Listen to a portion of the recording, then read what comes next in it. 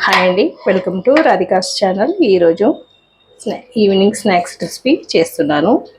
ఆలు 65 ఎంతో రుచికరమైన ఆలు 65 ఎలా చేయాలని మనం ఇప్పుడైతే ప్రాసెస్లోకి అయితే వెళ్ళిపోదాము. ముందుగా ఆలుగడ్డల్ని శుభ్రంగా కడిగేసుకొని వీటిని చెక్కు తీసేసుకొని తురుముకోవాలన్నమాట.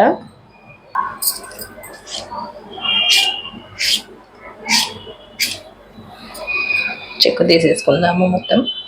ఇప్పుడు ఆలుని తురిమేసుకుందాము.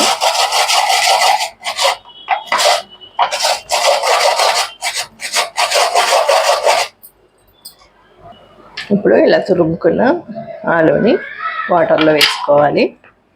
వాటర్లో వేసుకొని శుభ్రంగా కడిగేసుకోవాలన్నమాట.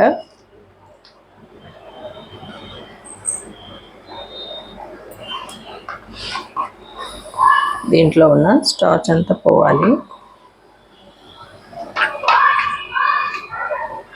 ఇలా ఒకసారి 2 సార్లు కానీ కడిగేసుకొని తీసేసుకోవాలి. వాటర్ తీసేసి మళ్ళీ ఒకసారి వాటర్ వేసుకొని తీసేసుకుందాము. ఇప్పుడు స్ట్రైనర్లో వేసేసుకొని తీసేసుకుందాము, వడకట్టేసుకుందాము. ఇలా వడకట్టుకున్న తర్వాత ఈ ఆలుని మొత్తం ఇలా గట్టిగా పిండేసుకోవాలి. వాటర్ లేకుండా తీసేసుకొని ఒక బౌల్లోకి వేసేసుకోండి. ఒక తాంబలం లాంటి దాంట్లోకి వేసేసుకోవాలి.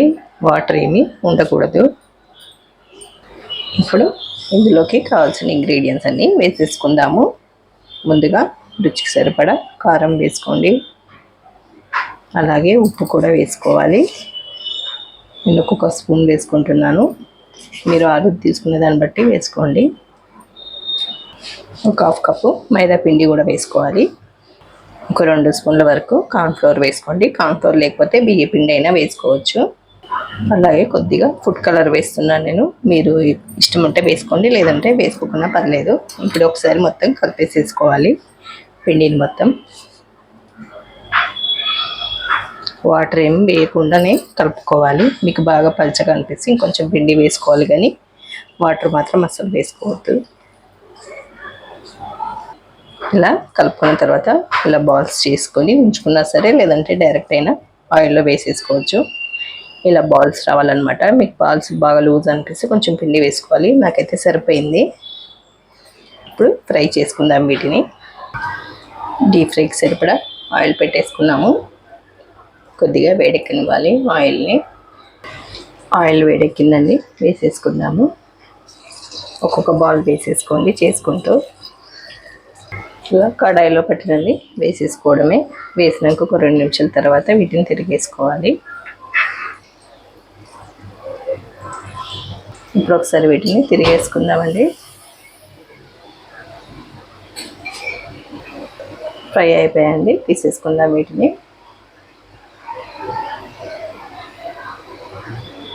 మిగతా పిండి కూడా వేసేసుకుందాము. మిగతా పిండి కూడా వేసేసుకున్నాము. ఇది కూడా వేయించేసుకోండి. ఇలా వేయించేసుకోవడమే. అన్నీ రెడీ అయిపోయాయి. ఇప్పుడు పక్కన పెట్టేసుకుందాం దీన్ని. వేరొక కడాయి తీసుకొని కొద్దిగా ఆయిల్ వేసుకోండి, 1 గరిటె వరకు.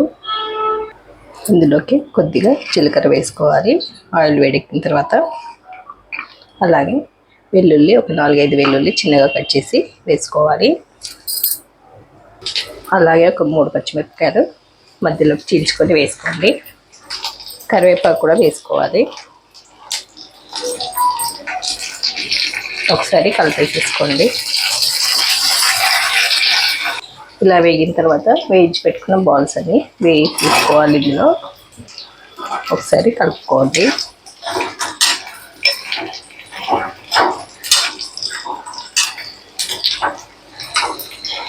ఇందులోకి ఒక 2 స్పూన్ల వరకు టమాటో సాస్ కూడా వేసేసుకోవాలి.